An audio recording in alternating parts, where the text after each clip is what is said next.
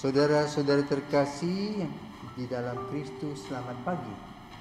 Salam jumpa lagi dalam Sabda Siap Saji Selasa 4 Juni 2024. Marilah kita berdoa dalam nama Bapa dan Putra dan Roh Kudus. Amin. Allah Bapa yang Maha Kuasa dan kekal, Engkau menghendaki semua orang mengalami keselamatan dan damai-Mu. Jauhkanlah kami dari segala kesesatan yang menghalangi kami melakukan kehendak-Mu, dengan pengantaraan Yesus Kristus Putra-Mu Tuhan kami, yang bersama dengan Dikau dalam persatuan Roh Kudus hidup dan berkuasa Allah sepanjang segala masa. Amin. Tuhan bersamamu dan bersama rohmu. Inilah Injil Yesus Kristus menurut Markus. Dimuliakanlah Tuhan. Pada waktu itu beberapa orang Farisi dan Herodian disuruh menghadap Yesus untuk menjerat Dia dengan suatu pertanyaan. Orang-orang itu datang kepadanya, "Guru, kami tahu Engkau adalah seorang yang jujur, Engkau tidak takut kepada siapapun, sebab Engkau tidak mencari muka, tetapi dengan jujur mengajarkan jalan Allah. Nah, bolehkah kita membayar pajak kepada Kaisar atau tidak?" Tetapi Yesus mengetahui kemunafikan mereka, lalu berkata kepada mereka, "Mengapa kalian mencobai aku? Tunjukkanlah suatu dinar untuk kulihat." Mereka menunjukkan sekeping dinar. Lalu Yesus bertanya, "Gambar dan tulisan siapakah ini?" Jawab mereka, "Gambar dan tulisan Kaisar." Maka Yesus berkata kepada mereka, "Berikanlah kepada Kaisar apa yang menjadi hak Kaisar, dan kepada Allah apa yang menjadi hak Allah." Mereka sangat heran mendengar Dia. Demikianlah sabda Tuhan. Terpujilah Kristus. Saudara kita kasih, selamat pagi. Kalau kita menggali kembali tentang perpuluhan yang disebut dengan pajak 10%, itu dimulai dengan Abraham, ya, setelah bertemu dengan Melkisedek yang memberikan 1/10 apa yang dia dapatkan untuk persembahan kepada Yahweh. Dan dilanjutkan terus sampai hari ini, khususnya oleh gereja Kristen Protestan. Hari ini kita mendengarkan pertanyaan tentang pajak. Apa yang dijawab oleh Yesus? Berikanlah kepada Kaisar apa yang menjadi hak Kaisar, dan berilah kepada raja apa yang menjadi hak raja. Maka hari ini kita akan membahas tentang perpajakan. Secara jasmani, ya, kita perhatikan, ya, apa sih yang dibuat oleh pemerintah khususnya Indonesia. Kita mengenal 3 model pajak di Indonesia. Saya bacakan saja. Sistem pemungutan pajak di Indonesia merupakan landasan pendapatan negara yang sangat penting, di mana ini merupakan suatu cara yang digunakan untuk menghitung besarnya pajak yang perlu dibayarkan oleh wajib pajak kepada negara. Nah, kali ini semua NIK masuk dalam wajib pajak. Dulu kan NPWP siapa yang mendaftar, sekarang tidak. Semua orang yang punya KTP dengan NIK sudah menjadi wajib pajak. Dengan perkataan lain, sistem menjadi metode untuk mengelola utang pajak yang bersangkutan supaya bisa masuk ke kas negara. Untuk apa itu? Untuk fasum, bikin jalan raya, bendungan, banyak yang dibuat oleh pemerintah.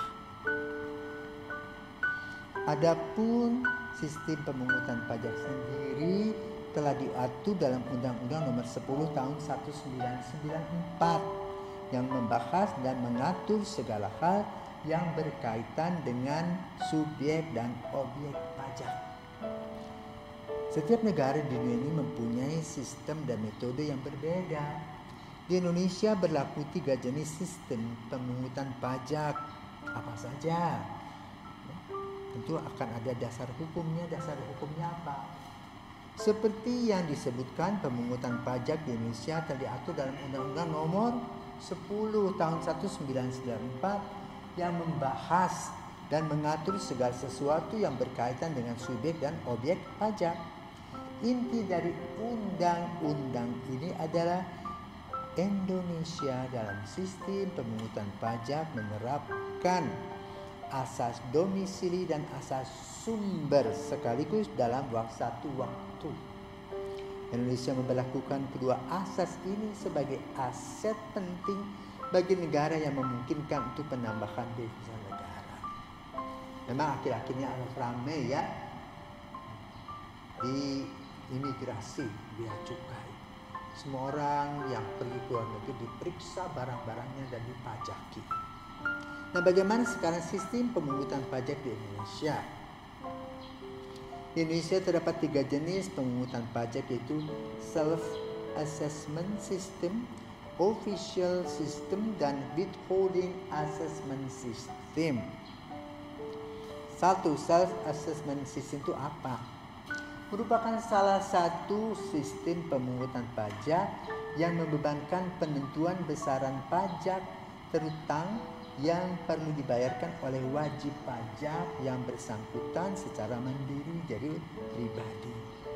Dalam hal ini, kegiatan menghitung, memperhitungkan, membayar, dan melaporkan pajak dilakukan oleh wajib pajak yang berperan aktif datang ke kantor pelayanan pajak atau melalui sistem administrasi online yang sudah disiapkan pemerintah. Itu wajib pajak pribadi.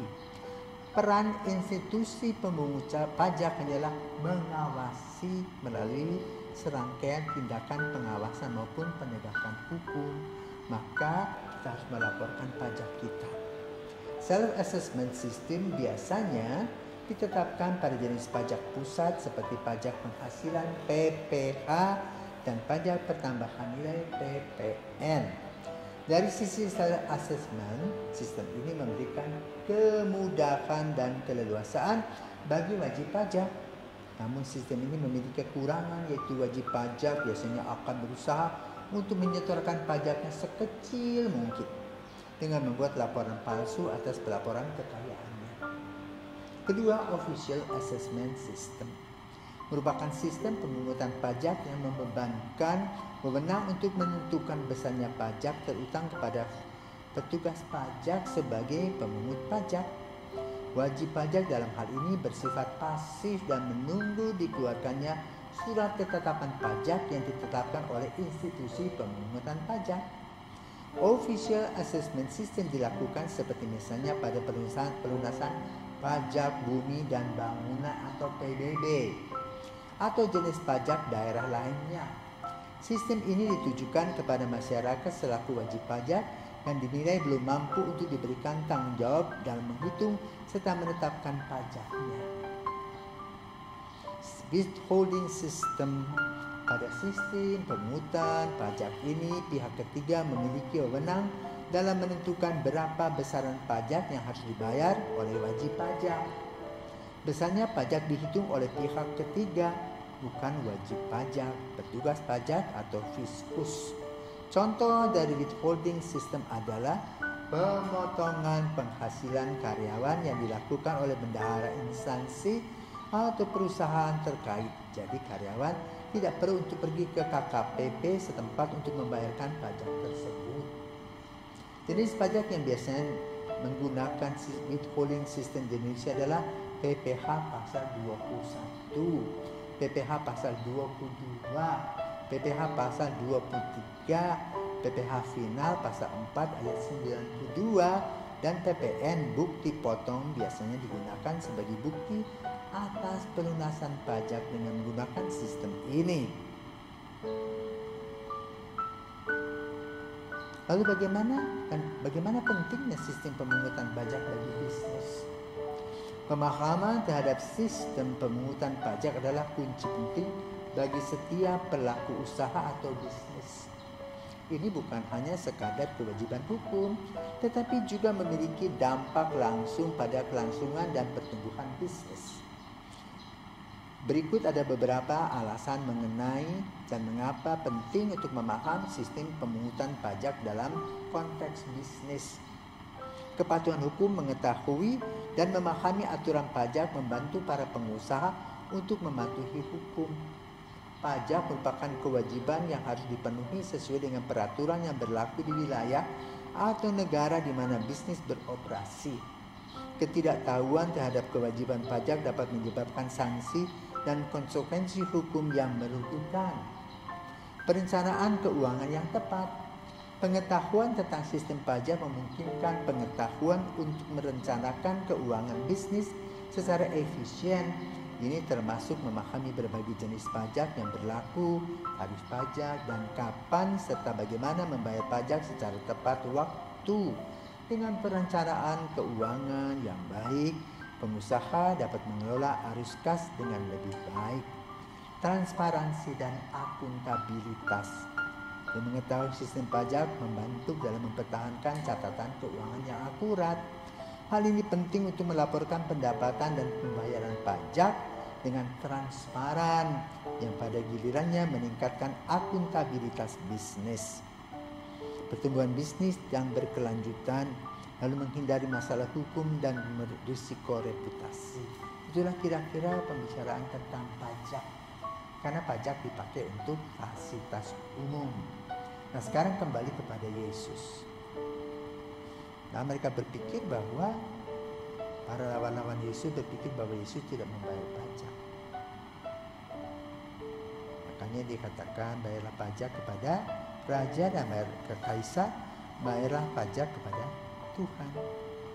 Maka lalu kita sebagai seorang Kristiani harus bayar pajak kepada Tuhan dengan pikiran, perkataan, dan perbuatan kita, melalui tindakan cinta kasih, melalui tindakan kejujuran, melalui tindakan kedisiplinan.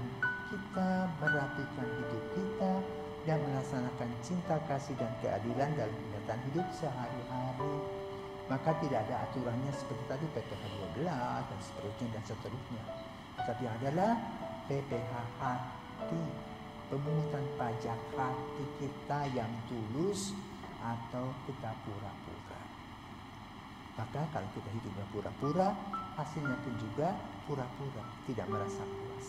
Karena kita dikuasai oleh kegelapan. Maka lalu hidup kita harus diisi dengan terang, kejujuran, ketulusan, dan keterbukaan, sehingga hidup kita merasa aman dan nyaman, dan kita menjadi terang dalam kehidupan sebagaimana Yesus telah melakukannya. Semoga Tuhan memberkati kita dan kita menjadi terang kehidupan sebagaimana Yesus mengharapkan kehidupan kita. Amin.